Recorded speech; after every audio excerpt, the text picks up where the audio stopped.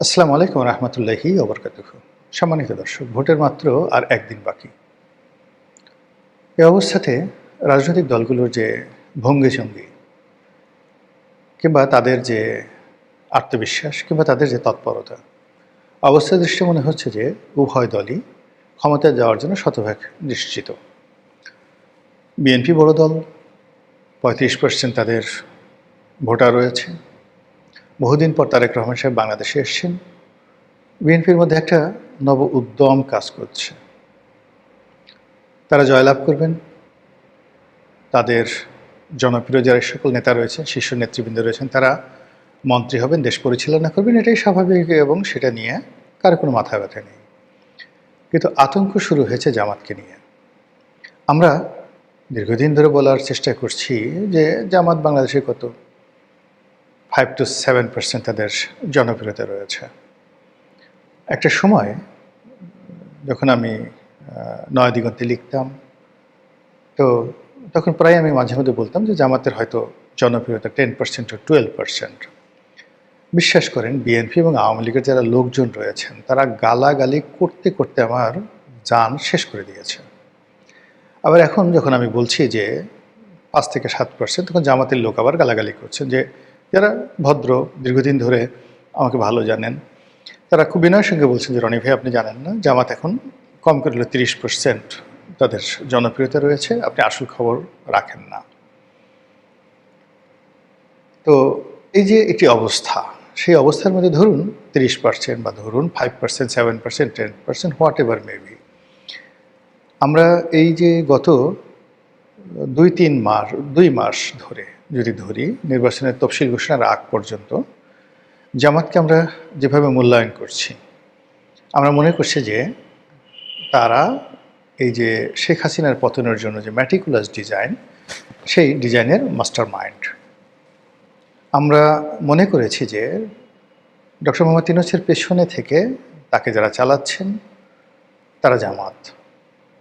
আমরা মনে প্রাণে বিশ্বাস করি এবং বিশ্বাস করেছি, এখানে এনসিপি, ইনকলাব মঞ্চ থেকে শুরু করে অন্য যে সকল প্রতিষ্ঠানের নাম আমরা শুনতে পেয়েছি বা পাচ্ছি, এগুলো মূলত জামাতের A team, B team, C team, এবং এটা এখন প্রমাণিত।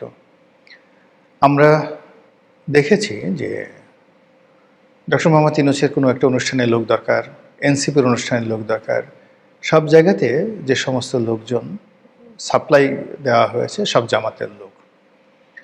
আমরা দেখেছি ক্যাবিনেট সচিব, সংস্থাপন সচিব, বড় বড় ডিসি, গুরুত্বপূর্ণ বিভাগীয় কমিশনার, সচিবালয়ের বড় কর্তা, বিভিন্ন বিশ্ববিদ্যালয়ের ভাইস চ্যান্সেলর থেকে শুরু করে একেবারে সর্বশেষ বিশ্ববিদ্যালয়ের ছাত্র সংসদে জামায়াত ইসলামীর ছাত্র সংগঠন ইসলামী ছাত্র শিবিরের নিরঙ্কুশ বিজয় আমাদেরকে এই দলটি সম্পর্কে রীতিমতো আতঙ্কগ্রস্ত করে তুলেছে। এখন আমাদের মধ্যে ভয় হলো এই দল সব পারে, দে ক্যান ডু এভরিথিং। গত 1 মাস ধরে আমরা দেখছি যে আমেরিকার রাষ্ট্রদূত জামাতের পিছনে ঘুরছে, ইউ রাষ্ট্রদূত বা রাষ্ট্রদূতদের যে সংগঠন তারা জামাতের পিছিয়ে পিছিয়ে ঘুরছে। ব্রিটিশ রাষ্ট্রদূত সারা কুক তিনি খুব দৌড়দৌড়ি করছেন, বাংলাদেশে যাচ্ছেন, দিল্লিতে যাচ্ছেন, এবং ইংল্যান্ড নীতিগতভাবে জামাতকে সমর্থন করতে যাচ্ছে।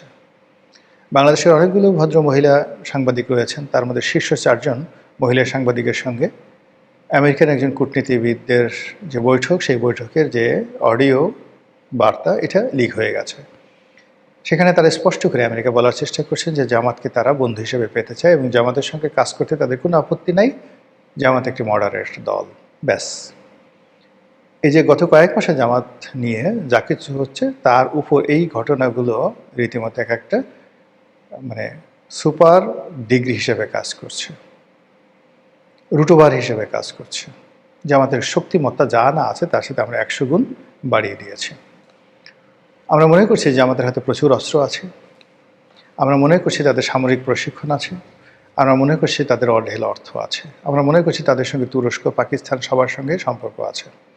আমরা মনে করছি তারা যেভাবে একটি ম্যাটিকুলাস ডিজাইন করে গুপ্ত সুপ্ত হয়ে আওয়ামী লীগের মধ্যে যেভাবে তারা লুকিয়েছিলেন, আওয়ামী লীগের বাপও টের পায়নি, মাও টের পাননি, এবং আওয়ামী লীগে ধীরে ধীরে ধীরে ধীরে একেবারে ক্যান্সারের মতো, ক্যান্সার যেভাবে মানে একটা মানুষের শরীরে সব কিছু চুষে খায়, ঠিক সেইভাবে আওয়ামী লীগকে একেবারে ফানুস বানিয়ে ছেড়ে দিয়েছে। এবং আওয়ামী লীগের পরবর্তী যে পতন হয়েছে, আওয়ামী লীগ এটা ঢোক চিপার সময় পাননি।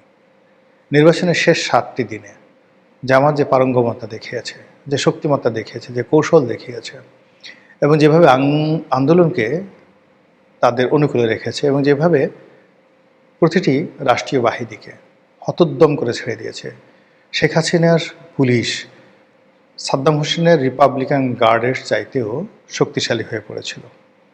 শেখ হাসিনার একজন মানে বেনজির, একজন আজিজ, একজন হারুন, একজন বিপ্লব, একজন হাবিব, মানে এরা এক একজনে ইজ্জত ইব্রাহিম টু দি পাওয়ার 9। আপনারা কি জানেন ইজ্জত ইব্রাহিম কে ছিলেন? ইজ্জত ইব্রাহিম ছিলেন সাদ্দাম হোসেনের সৎ ভাই। তো তার একজন বিখ্যাত জেনারেল, তার 2জন লোকে ইরাকের লোক খুব ভয় পেত, ইজ্জত ইব্রাহিমকে আর একজন হলো কেমিক্যাল আলী, ইরাকের কুর্দিদের উপর যিনি গ্যাস চার্জ করে হাজার হাজার কুর্দিকে মেরে ফেলেছিলেন। তো তদ্রূপ পুলিশ বাহিনীর মধ্যে এরকম ইজ্জত ইব্রাহিম, কেমিক্যাল আলী তৈরি করেছিলেন শেখ হাসিনা, এবং তার ধারণা ছিল যে যে কোনো পরিবেশ পরিস্থিতি মোকাবেলা করার জন্য তার পুলিশ বাহিনী যথেষ্ট। সারা বাংলাদেশ বিট্রে করবে, কিন্তু পুলিশ কখনো তার সাথে বিট্রে করবে না।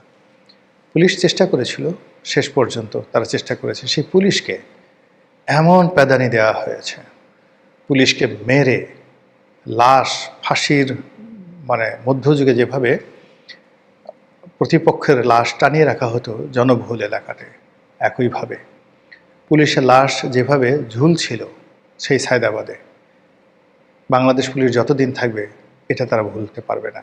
এই কাজ কারা করেছে? জামাত করেছে, এনসিপি করেছে, বিএনপি করেছে, কেউ না কেউ তো করেছে। এই কাজ আওয়ামী লীগ করেনি, নাকি পুলিশের লোক করেছে, হোয়াট এভার মেবি, যারা মাস্টার মাইন্ড দায় তাদের উপরই বর্তাবে। এরপর ধরুন থানাগুলো যেভাবে পোড়ানো হয়েছে, যেভাবে অস্ত্রগুলো লুট করা হয়েছে, যেভাবে একটার পর একটা সরকারি অফিসগুলোতে আগুন লাগিয়ে দেওয়া হয়েছে, যেভাবে আওয়ামী লীগের লোকজনদের মনে রীতিমতো মৃত্যু ভয় জাগিয়ে দেওয়া হয়েছে, তারা শুধুমাত্র সীমান্ত পাড়ি দেওয়ার জন্য পাগল হয়ে গেছে। অনেক বড় বড় আওয়ামী লীগ নেতা তারা কাণ্ডজ্ঞান হারিয়ে পাহাড় অতিক্রম করতে গিয়ে হার্ট অ্যাটাক করে মারা গেছেন। বেশের মধ্যে শামসুদ্দিন চৌধুরী মানিকের মতো মানুষ এতটা ভীত সন্ত্রস্ত হয়ে পড়েছিলেন যে তিনি সীমান্ত পাড়ি দিতে গিয়ে ধরা পড়ে সে কী কাণ্ড, তার বিশি ঠিসি সব ফাটিয়ে ফেলা হয়েছে, লাথি দিয়ে পুরো তার অন্ডকোষ ফাটিয়ে ফেলা হয়েছে, তাকে একেবারে মানে যাকে বলা হয় রাস্তার ফকিরের মতো একটা কলাপাতার উপর তাকে শুয়ে রাখা হয়েছে সেই সময়টিতে। তো এই যে কাজগুলো হয়েছে, যারাই করেছেন, প্রথম কয়েকদিন বিএনপি বলার চেষ্টা করেছে আমরা করেছি, তারপরে ছোট ছোট রাজনৈতিক দল তারা বলার চেষ্টা করেছে আমরা করেছি, জামাতও বলার চেষ্টা করেছে আমরা করেছি, আমরা ম্যাটিকুলাস ডিজাইন করেছি, এনসিপি বলার চেষ্টা করেছে। কিন্তু এখন পরিস্থিতি এমন অবস্থা হয়ে গেছে, কেউ আর এখন ম্যাটিকুলাস ডিজাইনের অধিকর্তা হতে চাচ্ছেন না, কেউ আর এখন মানে সেই মাস্টার মাইন্ড হতে চাচ্ছে না। কিন্তু ঘটনা তো ঘটে গেছে, সিরিয়াস ঘটনা ঘটে গেছে। এবং আপনি জানেন যে রাষ্ট্রে যখন কোনো একটা ঘটনা ঘটে, রাষ্ট্রযন্ত্রে কোনো একটা ঘটনা ঘটে, ওটার প্রতিশোধ 100 বছর পরে হলেও সেটি নেওয়া হয়। বাংলাদেশে যা কিছু হয়েছে, কড়ায় গন্ডায় প্রত্যেকটি জিনিস এটির প্রতিশোধ নেওয়া হবে। আওয়ামী লীগ যে ভুলগুলো করেছিল, অন্যায়গুলো করেছিল, গুনাহগুলো করেছিল, আপনি দেখেন সেগুলো কড়াই গন্ডায় তাকে পরিশোধ করতে হচ্ছে। বিএনপি যে ভুলগুলো করেছিল 2001 থেকে 2006, সেই ভুলের দায় তাদেরকে এখন নিতে হচ্ছে। এখনও তাদেরকে আন্তর্জাতিক টাইম ম্যাগাজিনে খাম্বা তারেক হিসেবে তাদেরকে অভিহিত করা হচ্ছে, তাদেরকে চাঁদাবাজ, তাদেরকে মানে গ্যাং চাঁদাবাজ, মানে এত সব বাজে বাজে শব্দ তাদের সম্পর্কে ব্যবহার করা হচ্ছে। এর অর্থ যে রাজনীতিতে প্রতিশোধ পরায়ণতা খুব বেশি, এবং এটা এমন একটা সেক্টর যেখানে কেউ কাউকে ক্ষমা করে না। সেই অর্থে সেই 2024 সনের জুলাই মাস থেকে আজ পর্যন্ত যা কিছুই বাংলায় ঘটেছে, প্রত্যেকটা জিনিস সেই ফিরে আসবে। আর সেই ফিরে আসাকে প্রলম্বিত করার জন্য যারা এই বিপ্লবের মাস্টার মাইন্ড যারা জড়িয়ে পড়েছেন, তারা নানা রকম কৌশল করছেন। এখন একজনের দায় আর একজনের উপর চাপানোর চেষ্টা করছেন, নিজেরা সাধু হওয়ার চেষ্টা করছেন। এই কৌশলে সবচেয়ে এগিয়ে আছেন যারা, তাদের মধ্যে জামাত প্রধানতম। এনিওয়ে, জামাতের যে অবস্থা, সেই অবস্থাতে সেই দল ক্ষমতায় আসবে বা 10টা আসনে জয়লাভ করবে, এটা আমাদের যারা রাজনৈতিক বিশ্লেষক তারা কখনো মনে করতেন না। এখনো পর্যন্ত অনেকে মনে করে জামাত ভালো মতো নির্বাচন করে 2টো সিটও পাবে না।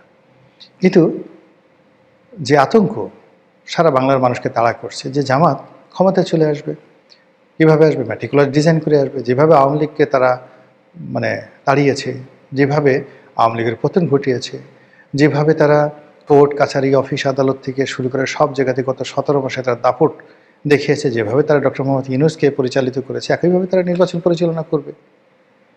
আর আপনি যদি যুক্তির বিচারে এই জিনিসগুলো মূল্যায়ন করেন, তাহলে আপনাকে তো অবিশ্বাস করার কোনো রিজন নাই, আপনাকে বিশ্বাস করতে হবে। তো সেই দিক থেকে জামাত যদি বিজয়ী হয়, তাহলে কে হবেন প্রধানমন্ত্রী, কে হবেন মন্ত্রী, কে হবেন অর্থমন্ত্রী, কে হবেন প্রেসিডেন্ট, এগুলো নিয়ে নিঃসন্দেহে আপনার কৌতূহল থাকতে পারে।